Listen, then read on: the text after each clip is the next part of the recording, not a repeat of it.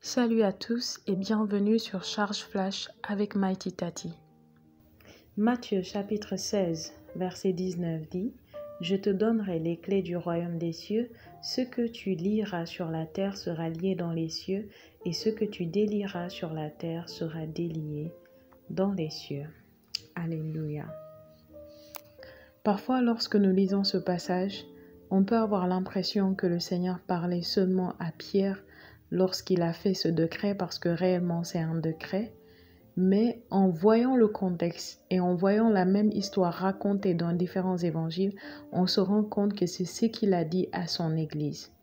Et son Église, ça veut dire vous et moi. Nous sommes membres de l'Église, nous sommes membres du corps de Christ. C'est à nous que cette parole s'adresse. Il dit « Je te donnerai les clés du royaume des cieux ». Et à l'époque, il n'était pas encore mort et ressuscité. C'est pourquoi il a utilisé le terme au futur. Mais aujourd'hui, nous sommes nés de nouveau, nous sommes dans le royaume, nous sommes nés après la résurrection. Cette parole est valide pour nous. De sorte que si le Seigneur Jésus devait venir vous parler face à face pour vous ramener cette parole, il va dire « Je t'ai donné les clés du royaume des cieux ». Alléluia.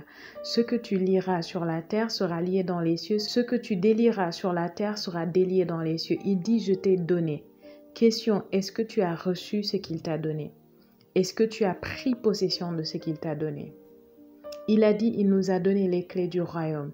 Ensuite, il dit, ce que nous lions ici sera lié là-bas. Ce que nous lions sur la terre sera lié dans les cieux. En d'autres termes, ce que nous lions dans le règne physique sera lié dans le règne spirituel.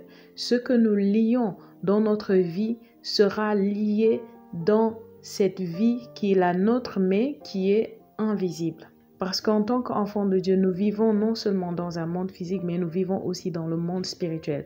La Bible dit que spirituellement, nous sommes assis avec Christ à la droite du Père, loin au-dessus de toute puissance, principauté, souveraineté, domination.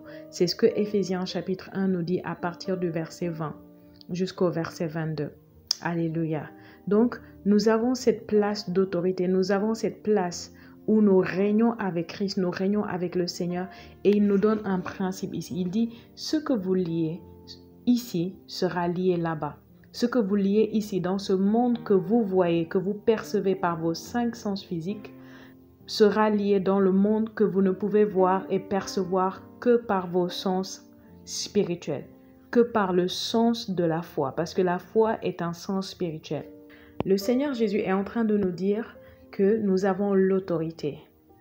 Parce que quand il dit « je vous donne les clés représentent non seulement des principes, mais ça représente des principes par lesquels vous exercez l'autorité. Et il dit ce que vous liez. Maintenant, comment vous liez les choses? Ou comment déliez-vous les choses dans le règne spirituel ou dans le règne physique? C'est pas que vous allez voir un truc attaché avec une corde physique et vous allez enlever cette corde. Non. Ici, il parle d'établir des choses, que quand vous établissez quelque chose dans ce monde, c'est établi dans l'autre monde. Vous voyez, il parle aussi de renverser des choses. Il parle d'annuler des choses. Il parle de confirmer, de décréter. Alléluia. Ce que vous décrétez, pendant que vous parlez et que votre voix est entendue dans le règne physique, elle a un écho dans le règne spirituel. Et dans le règne spirituel, il y a des êtres qui s'assurent qu'une fois que vous dites, ce sera fait. Maintenant, ce que vous dites, si c'est positif, si c'est en accord avec la parole de Dieu, une fois que vous le dites dans ce règne, les anges de Dieu vont s'assurer qu'il en soit ainsi. Mais si c'est en accord avec ce que les démons disent, ce que le diable planifie à propos de vous, alors ce sont les démons qui vont se mettre en mouvement et les anges de Dieu seront paralysés. Ils ne pourront rien faire pour vous parce qu'ils sont liés par la parole de Dieu. Regardez le Seigneur lui-même. Comment il a exercé son autorité? Par la parole. Comment est-ce que la plupart du temps Jésus guérissait les malades? C'est vrai qu'il a eu d'autres façons de les guérir, mais la plupart du temps on voyait qu'il parlait seulement et les choses s'accomplissaient.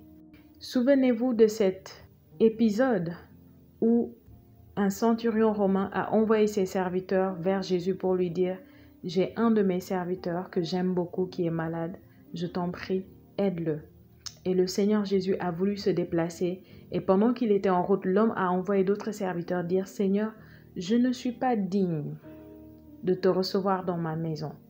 mais moi-même, je sais ce que c'est que l'autorité. Je sais comment l'autorité s'exerce.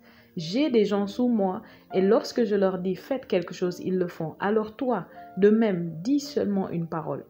Cet homme avait plus la conscience de la puissance de la parole que la plupart même des gens qui étaient autour de lui et qui étaient des Juifs qui étaient censés connaître Dieu. Il a dit, moi en tant que général, en tant que centurion, les soldats qui sont sous moi, il suffit que je libère la parole et ils se mettent en mouvement, ils font ce que je veux qu'ils fassent.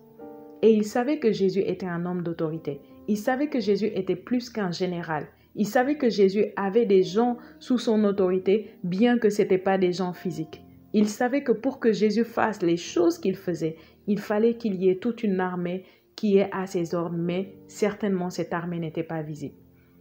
Donc, qu'est-ce que Jésus a fait? Jésus a lié dans le règne physique. Et dans le règne spirituel, ses serviteurs se sont mis en mouvement, exactement comme l'homme l'avait cru. L'homme a dit, dis seulement une parole et mon serviteur sera guéri. De même que moi, je dis seulement une parole et mes serviteurs et mes soldats se mettent en mouvement. Toi, dis seulement une parole. La bonne nouvelle ici, c'est que ce n'est pas le Seigneur Jésus seulement qui a cette autorité, qui a ce pouvoir. Il a ce pouvoir, il a cette autorité, légalement et totalement, il le détient, mais il nous l'a donné. Ça fait partie de notre héritage. Nous avons cette capacité de lier les choses, de délier les choses. Regardons un passage qui est touchant et qui se trouve dans le livre de Jérémie, dans l'Ancien Testament. Jérémie chapitre 1 du verset 9 à 10 dit « Puis l'Éternel étendit sa main et toucha ma bouche, et l'Éternel me dit « Voici, je mets mes paroles dans ta bouche. Regarde, je t'établis aujourd'hui sur les nations et sur les royaumes, pour que tu arraches et que tu abattes, pour que tu ruines et que tu détruises, pour que tu bâtisses et que tu plantes. » Comment est-ce que Jérémie allait faire ces choses? Remarquez bien que le Seigneur n'a pas touché ses mains. Remarquez que le Seigneur ne lui a pas donné un marteau-piqueur et un matériel pour arracher, pour abattre.